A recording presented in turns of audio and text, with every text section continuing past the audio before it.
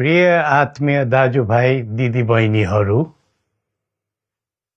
हामी नेपालीहरूको घर आँगनमा नयाँ वर्ष 2082 आइपुगेको छ। नयाँ घाम, नयाँ ज्योति, नयाँ उत्साह लिएर आएको नयाँ वर्षको उपलक्ष्यमा देश तथा विदेशमा रहे बसेका सम्पूर्ण नेपालीहरूको सुख र शान्तिको मङ्गलमय शुभकामना। हरेक नयाँ वर्ष नूतन आशा र विश्वास बोकेर आउने, तर वर्षको बिदाईमा एउटा घनघोर निराशाका बीच हुने गरेको धेरै साल भयो। समाजका विभिन्न दल, वर्ग र जन समुदायले आफ्नो धारणा, आस्था तथा अभिव्यक्ति राख्न पाउनु प्रजातन्त्रको सुन्दर विशेषता हो। तर त्यस्तो धारणा र मान्यता प्रस्तुत गर्दा सबैले संयम अपनाउनु पर्दछ। केही दिन अघि जनप्रदर्शनमा जुन प्रकारको हिंसा, आगजनी, तोडफोड भयो, त्यसबाट जस प्रकारको मानवीय एवं भौतिक क्षति भयो, त्यो सुन्दा हामीलाई अत्यन्तै दुःख लाग्यो। नागरिक स्वतन्त्रता भन्दा ठुलो तन्त्र वा वाद हुँदैन। वास्तविक प्रजातन्त्र त्यहाँ हुन्छ जहाँ राम्रो, नराम्रो, जनगुनासो वा गुणगान सुन्ने परम्परा र संस्कार हुन्छ। नेपाली जनतामा देश र भविष्यलाई लिएर जुन खालको जागरुकता पैदा भएको छ, त्यसलाई हामीले सकारात्मक रूपमा लिएका छौँ। वास्तवमा नेपाली जनतामा रहेको देशभक्तिपूर्ण भावना विश्वमै अनुकरणीय र अनुसरणीय छ। देशलाई विद्यमान जटिलताबाट मुक्त गराई शान्त, स्थिर र समृद्ध मुलुक बनाउने जागरुकता जुन पैदा भएको छ, नयाँ वर्ष 2082 मा नेपाली जनताको चाहना अनुसारको परिणाम हासिल हुने विश्वास थपिएको छ। मुलुकमा व्याप्त अशान्ति, अराजकता, निराशा र असन्तुष्टिबाट आम नेपालीलाई मुक्त गर्न नेपालको राज संस्थाले जहिले पनि योगदान पुर्याउँदै आएको विदितै छ। राष्ट्रियता र प्रजातन्त्रलाई मूल कार्य मान्दै जनभावना बमोजिम चल्ने बहुदलीय प्रजातन्त्र र संवैधानिक राज संस्थाको परम्परामा हाम्रो मान्यता रही आएको छ। वर्तमानमा बदलिदो जनचाहनाको पनि कदर गरी राज्य शक्तिको स्रोत जनता नै हुन् भन्ने मन्जुरी सदैव स्थापित हुनु पर्दछ। राष्ट्र निर्माता श्री 5 बरामहाराज धीराजको दिव्य उपदेशलाई नै अबको राज्य सत्ताको मूल मन्त्र सोच्नुमा के होला? सन्तुलित कूटनैतिक सम्बन्ध र आत्मनिर्भर नेपालको परिकल्पना नै पृथ्वी पथको मूल सार हो। यही नै राजनीतिको मूलधार हुनु पर्ने हो।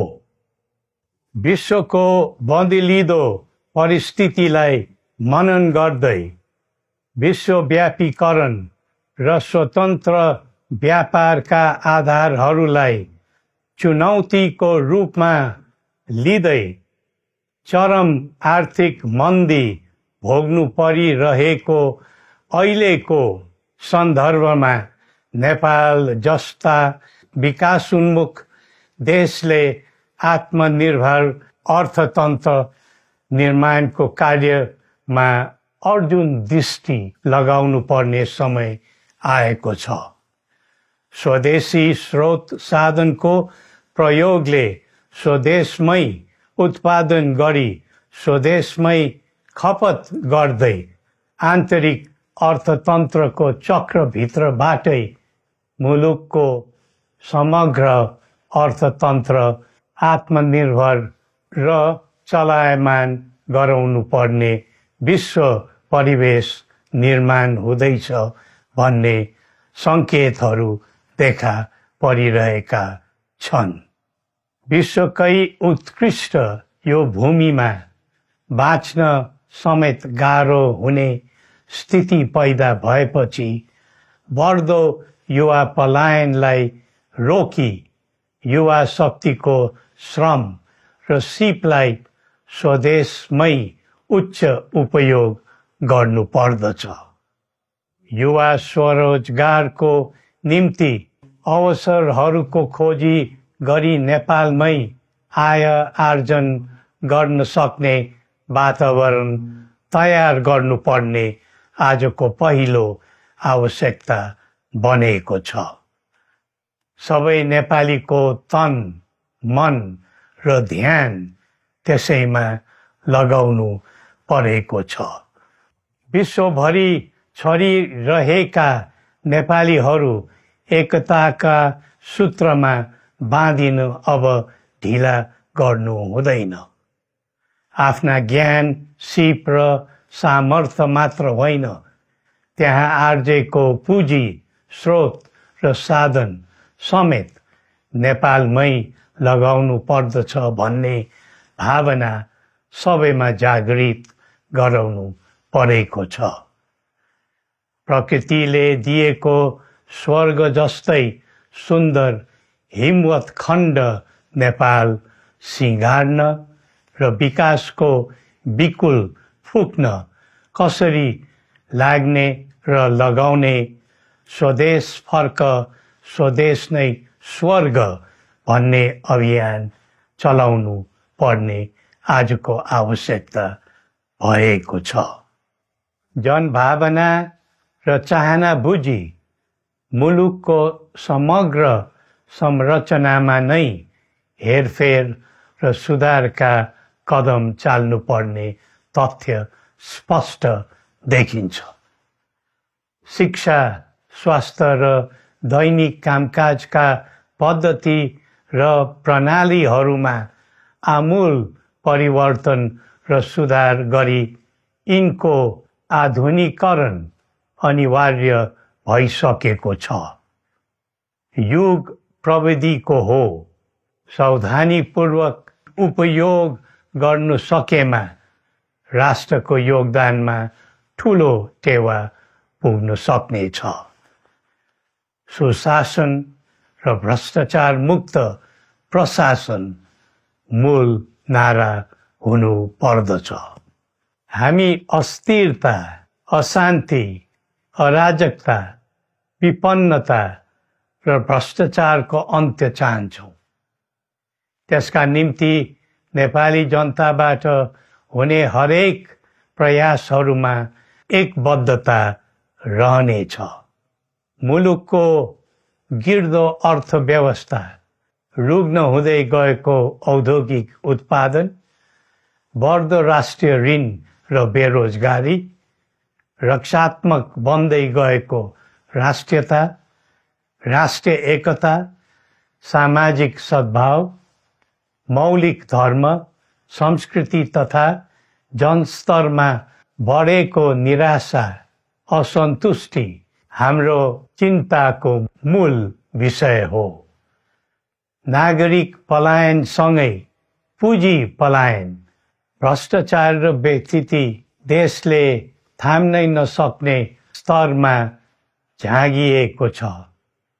यो स्थितिमा नयाँ वर्षलाई उपलब्धिमूलक बनाउनु हामी सबै नेपालीको सामूहिक र एकताबद्ध प्रयास अपरिहार्य भएको छ। नेपाली बीच द्वन्द्व नहोस्, परस्पर अविश्वास र हिंसाको दुःखद मनोस्थिति नबनोस्, देशवासीहरू कुनै पनि नाम र न्युहुमा ध्रुवीकृत नबनुन् भन्नेतर्फ हामी सदैव सचेत र संवेदनशील छौं।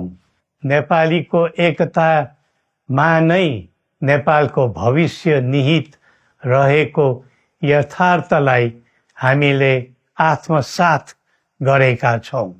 सबैले यही वास्तविकतालाई आत्मबोध गर्नुपर्दछ भन्ने ठान्दछौं।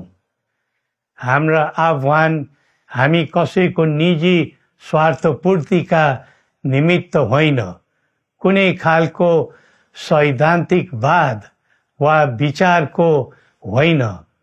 समग्र राष्ट्रको स्वाधीनता, समग्र जनताको सम्प्रभुता तथा नेपाल र नेपालीको सुखमय प्रतिष्ठाको निम्ति हो।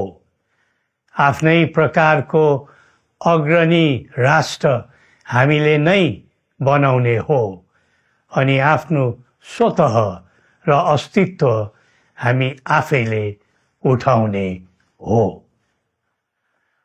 संसार धेरै अघि बढिसक्यो, तर हामी यो वा त्यो वादको चक्रव्यूहमा फँसेका छौं। नेपाल आमालाई केन्द्रमा राखेर हाम्रा विचार बन्नुपर्छ, हाम्रा कदम चल्नुपर्छ। हरेक समस्याको समाधान संवाद, सहमति, समन्वयन र सहकार्यबाट हुन सक्छ। आगामी वर्ष नेपाली इतिहासको स्मरणीय र सुनौलो सम्झना बन्नुपर्छ र बनाउनु सकिन्छ भन्ने विश्वास हामीले लिएका छौं। नयाँ वर्षले नयाँ आशा, उमङ्ग र उत्साह ल्याओस् अनि नेपालीको सुनौलो भविष्यको सुनिश्चितता होस्। श्री पशुपतिनाथले हामी सबैको कल्याण गरून्। जय नेपाल।